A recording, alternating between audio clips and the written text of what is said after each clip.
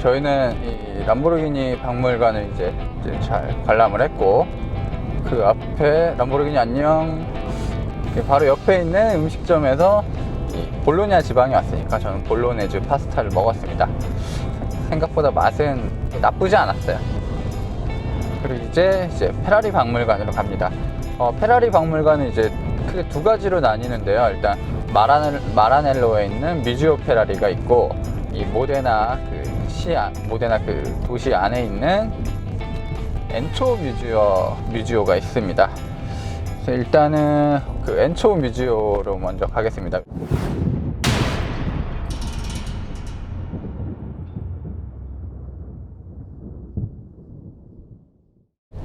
저는 그 엔초 페라리 박물관은 예전에 처음 갔을 때는 이제 공사 중이어서 못 갔고, 박물관이라는 게 단순히 그냥 차만 쫙 나열돼 있는데 여기는 무슨 비싼 예술품들을 모아둔 갤러리를 보는 느낌이어서, 사실 페라리, 역사적인 페라리 한 대 한 대가 다 굉장히 예술품이라고 할 수 있잖아요. 약간 그런 느낌이었습니다. 날씨가 걱정보다 굉장히 따뜻해요. 푸근해요. 확실히 이탈리아는 이 반도 국가고 좀 남쪽에 있다 보니까 독일이나 프랑스 이쪽 지방보다는 굉장히 따뜻한 것 같아요. 햇살도 굉장히 좋고 확실히 미세먼지가 없는 것 같은 상쾌한 기분이 듭니다. 어쨌든 이 엔초 페라리 박물관 같은 경우는 그냥 이제 모데나 시내에 있기 때문에 모데나 관광을 같이 할 수도 있어요. 그래서 모데나에도 이제 굉장히 유서 깊은 도시이기 때문에 모데나 중심부에는 이제 큰 성당이 있고, 또 그랜드 광장이라고 하는 거죠. 그랜드 광장도 있고, 그리고 거기 이제 무슨 명품샵이라든지 뭐 이런 것까지 쫙 돼 있습니다. 그 모데나가 배출한 여러 위인들이 많아요. 그래서 가장 쉽게 뭐 제가 설명드릴 수 있는 분이 이제 파바로티, 이제 세계 3대 테너라고 불리던 파바로티도 이 모데나 출신이고, 엔초 페라리랑 파바로티와 나이 차이가 꽤 나지만 이제 둘이 서로 굉장히 좀 우정을 나눴다고도 하고, 엔초 페라리가 후원을 많이 하기도 했고, 뭐 실제로 파바로티도 페라리를 굉장히 좋아했기 때문에 나중에 이제 무명 성악가에서 이제 세계적인 성악가가 되고 나서는 이제 여러 페라리를 구입하고 직접 타고 다녔다고 합니다. 이제 모데나가 점점 가까워지고 있습니다. 그 모데나 같은 오래된 시가지 같은 경우는 사실 볼로냐도 마찬가지고 굉장히 주의해야 될 표지판이 있어요. 그냥 무작정 차를 들고 가면 안 되는 곳이 있거든요. 그래서 그 시내의 중심부에서 어느 정도 되는 거리는 차를 갖고 들어갈 수가 없습니다. 그래서 굉장히 위험한 표지판이 있는데, 거기 만약에 들어갔다 걸리면 벌금이 꽤 센 걸로 알고 있어요. 그래서 이탈리아를 여행하시는 분들께서라면 정말 가장 주의해야 될 표지판이 있습니다. 조그만 차들, 다 경차들, 해치백들. 자, 이제 엔초 페라리 박물관에 다가갑니다. 뮤지오 카사 엔초 페라리라고 써있죠.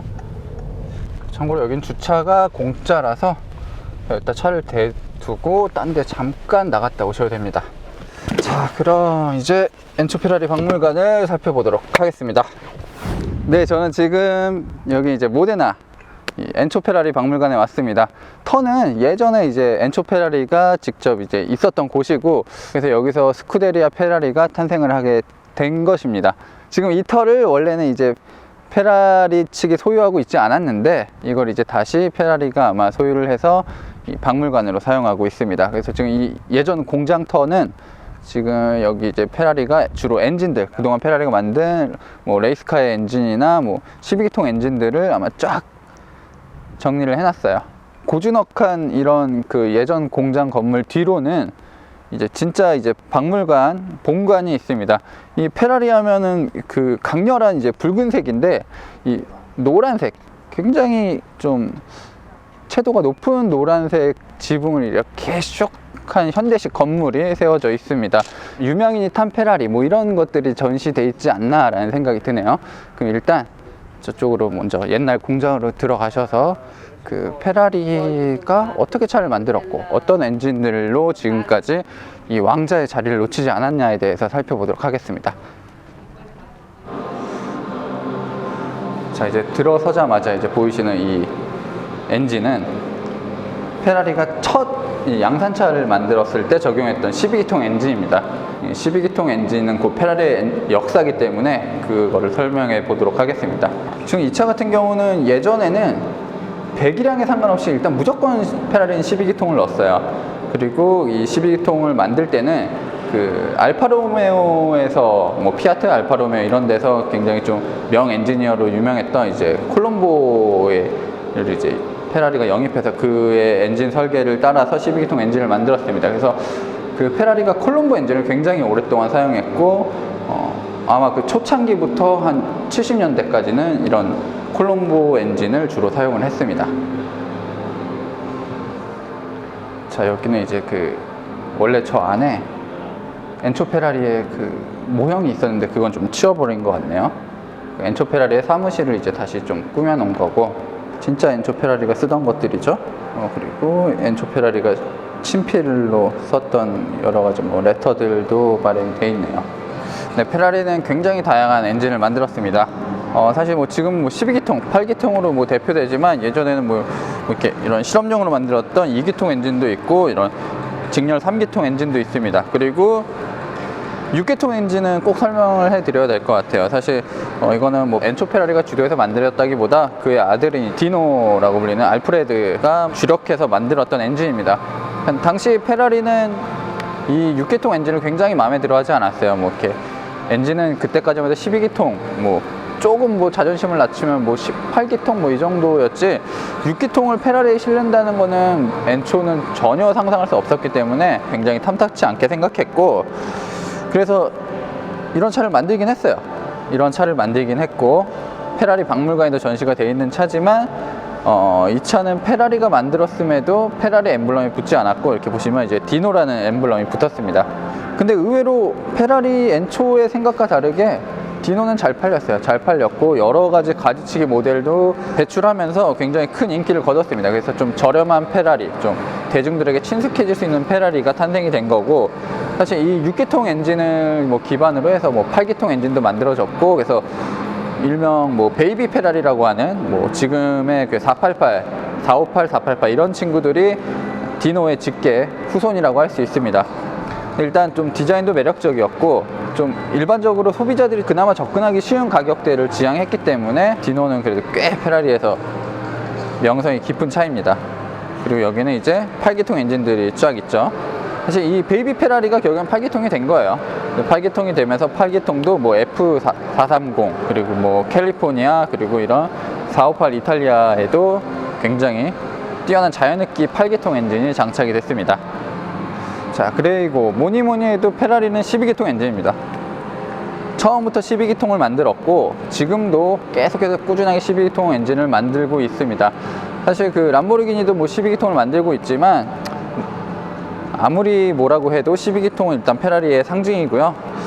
페라리의 주요 모델들은 전부 12기통을 장착하고 있습니다. 그리고 대부분 이 뱅크각이 한 60도 정도 되는 12기통을 쓰고 있는데 지금 이 엔진 같은 경우는 굉장히 독특하죠. 딱 보기만 해도 다른 애들은 이제 이렇게 생겼는데 얘는 이렇게 생겼어요.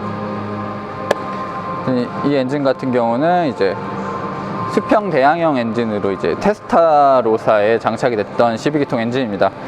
굉장히 독특하죠. 이 엔진은 몇 대 적용이 안 돼서 한 3-4대 정도 적용이 되고 저 수평 대항 엔진은 더 이상 쓰지 않았습니다. 그리고 갈수록 이제 현대적인 엔진이 나오는데 지금 뭐 이 엔진 같은 경우가 FF에 장착이 되는 거고 지금 이 엔진은 엔초 페라리에 장착이 되는 12기통 엔진입니다.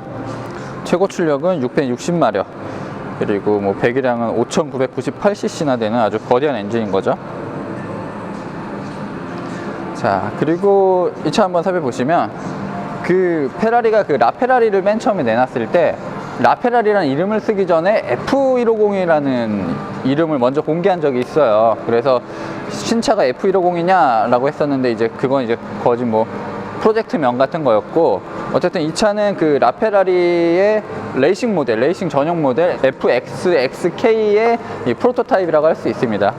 여러 가지 테스트를 하기 위해서 만든 모델이고요. 이런 공기역학적인 바디킥 같은 건 완전 레이스카고, 이런 부분도 뭐 여러 가지로 공기역학적인 요소를 고려한 디자인입니다. 그리고 여기 이제 팬도 그대로 보이고 쿨링 시스템도 아주 뭐 적나라하게 보이는 프로토타입 모델입니다. 네, 그리고 이 뒤편에는 이제 페라리가 최근에 많은 투자를 하고 있는 터보 엔진이 장착이 되어 있는데, 지금 이 엔진 같은 경우는 페라리가 예전에 썼었던 이 F40에 장착됐던 엔진이고, 그래서 캘리포니아 T를 내놓으면서 뭐 여러 가지를 했어요. 사실 캘리포니아는 뭔가 그 페라리의 뭔가 실험 모델 같은 거예요. 뭐 듀얼 클러치도 처음 넣었었고 이런 터보 엔진도 처음 넣었었는데 뭐 완성도도 굉장히 높았고 반응도 좋았습니다. 그리고 이게 조금 더 발전해서 이런 488 GTB에 장착되는 엔진으로 조금 더 완성도를 높였습니다. 구조가 조금 다르죠. 저는 완전히 이 두 엔진이 거의 비슷할 거라고 생각을 했는데, 이거 가까이서 보니까 터빈의 위치도 완전히 다르고 배기 매니폴드 방식도 완전히 다릅니다. 조금 더 터빈을 돌리는데 최적화된 설계에 있는 것 같아요. 네, 그리고 이쪽에는 이제 F1 머신들의, 그동안 F1 머신에 사용됐던 엔진이 진열이 전시가 되어 있습니다. 그리고 이 뒤편에는 페라리의 최신도 아니죠. 좀 나온 지 됐으니까 페라리가 지금 보여줄 수 있는 최고의 기술력이 담긴 라페라리의 이 파워트레인을 살펴보고 계십니다. 전기 모터가 이제 두 개 있고, 하나는 이제 발전기 역할을 주로 하는 거고, 하나는 이제 변속기 옆에 붙어서 이제 더 힘을 더 주는 구조입니다. 역시 뭐 12기통 엔진을 사용하고요. 일단 로또를 사야겠죠? 근데 로또를 사도 라페라리는 이제 못 살 것 같아요. 라페라리가 로또 1등보다 좀 비쌀 것 같은데. 네, 저희는 이제 엔진은 뭐 살짝 살펴봤고, 이제는 이제 페라리의 한 몇십 년 역사 속에서 정말 빛났던 명차들을 만나러 가겠습니다.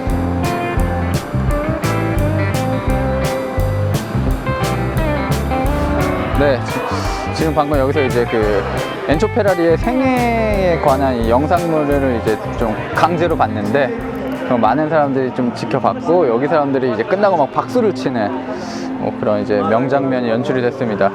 일단 엔초 페라리를 굉장히 좀 사랑하는 이탈리아인들의 마음이 느껴졌는데, 한편으로는 뭐 우리가 이제 현대자동차가 저런 이제 정몽구 회장이 뭐 현대자동차를 만든 건 아니지만, 그게 일대기를 담은 영상물이 나오면 사람들이 그걸 보고 박수를 칠까 좀 생각을 해봤고, 그걸 끝까지 보고 있을까 또 좀 의문이 듭니다.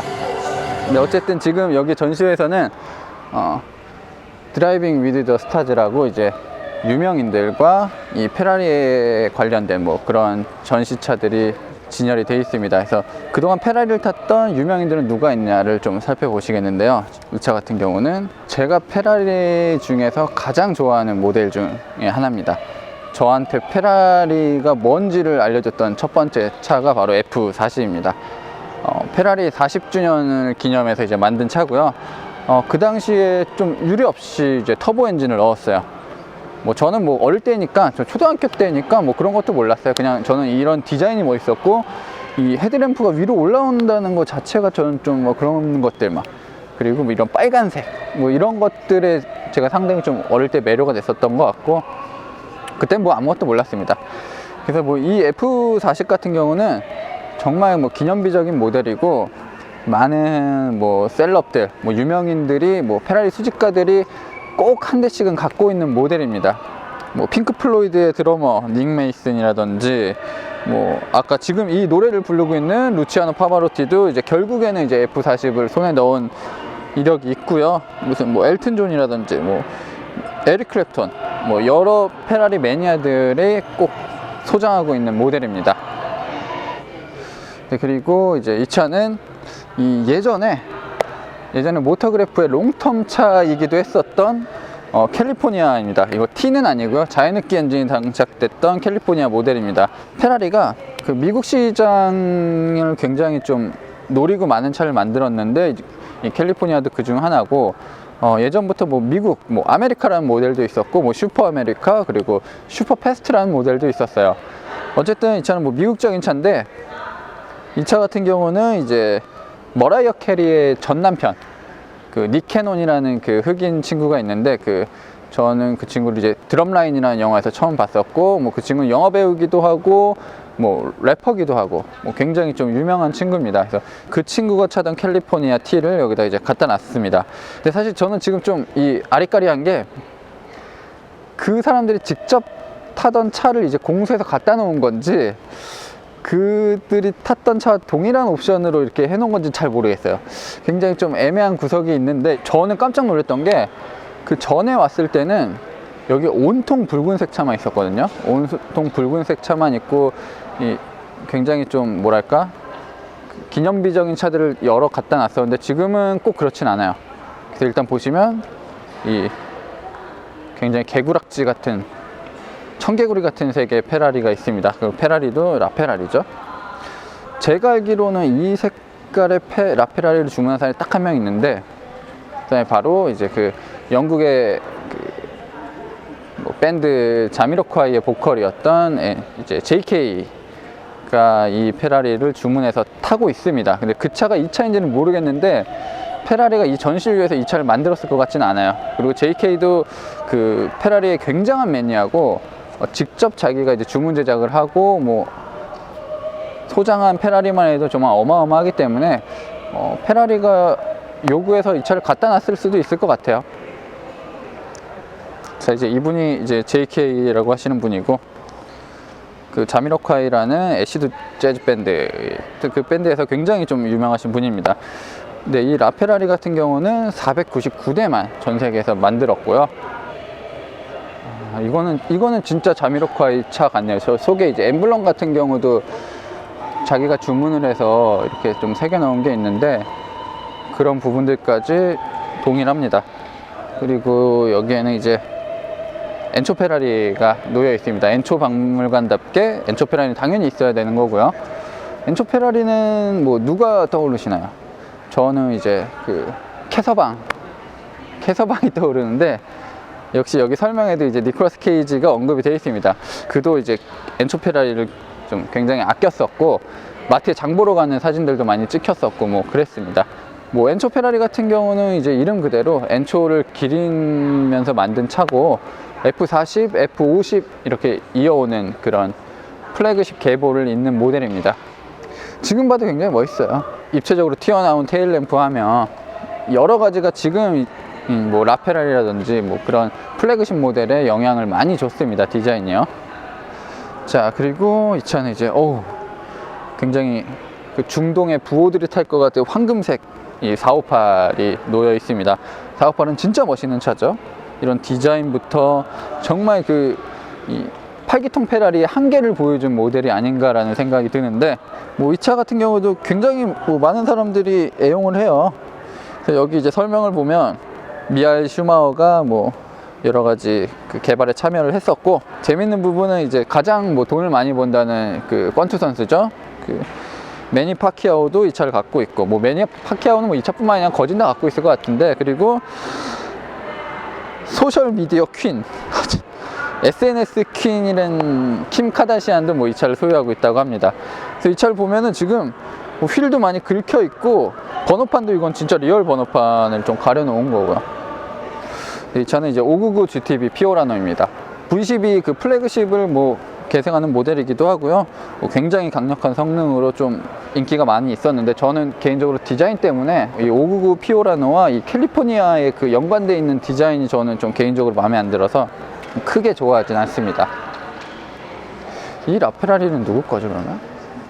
이 라페라리는 이제 저 처음 보는 모델이고요. 제가 아직은 보지 못했던 이 탑이 없는 모델이죠. 아페르타라고 이제 오픈탑 모델입니다. 지금 뭐 이 차 같은 경우는 진짜 고든 램지가 이 차를 갖고 있다고 하네요. 이 요리라는 게 정말 대단한 것 같아요. 요리를 하면서 페라리를 탄다. 이 차는 이제 페라리 70주년을 기념해서 만든 모델이고요. 엔진이 번떡번떡하고 막, 이거는 진짜 차가 아니라 거의 뭐 UFO 같은 느낌이에요. 자, 그리고 이 차는 많이 잘 모르실 거예요. 뭐 라페라리는 뭐 많이 아시겠지만, 이 차는 일단 이름부터 굉장히 독특하죠. SP12EC.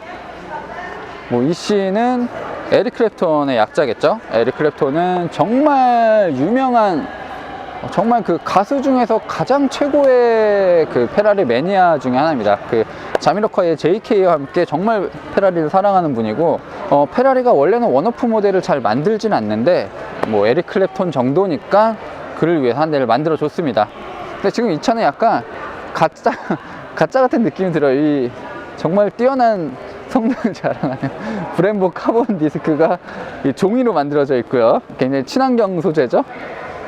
뭐 이런 부분도 굉장히 뭐 이 선 처리가 되게 엉성하고, 이건 완전 가짜를 만들어서 약간 모건 모델을 이렇게 좀 만들어 놓은 것 같아요.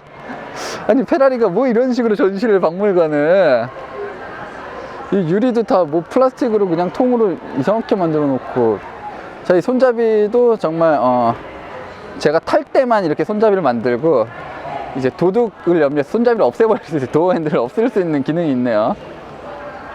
네, 그리고 이 굉장히 시선을 사로잡는 황금색, 노란색이 아니에요. 자세히 보시면 황금색인데, 황금색 F12 Selfie.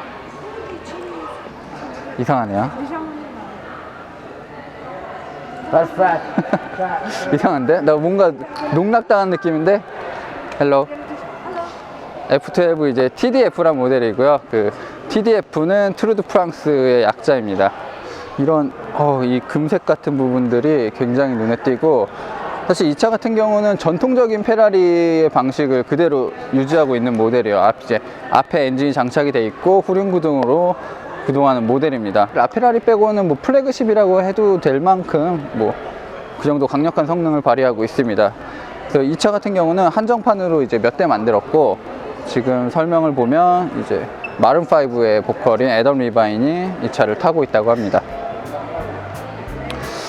확실히 뭐 가수, 요리사, 뭐 주로 이런 분들이 이런 차를 타고 있는데, 조금 그래요. 나중에는 이제 뭐 기자, 모터그래프의 기자 김상영의 페라리가 여기 이제 전시돼 있을 수도 있을 것 같은데, 뭐 오래 살고 봐야겠죠. 그리고 열심히 살아야겠죠.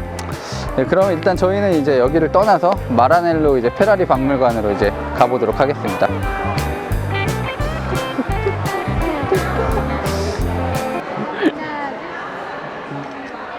고맙습니다, 기자님. 글로벌인데?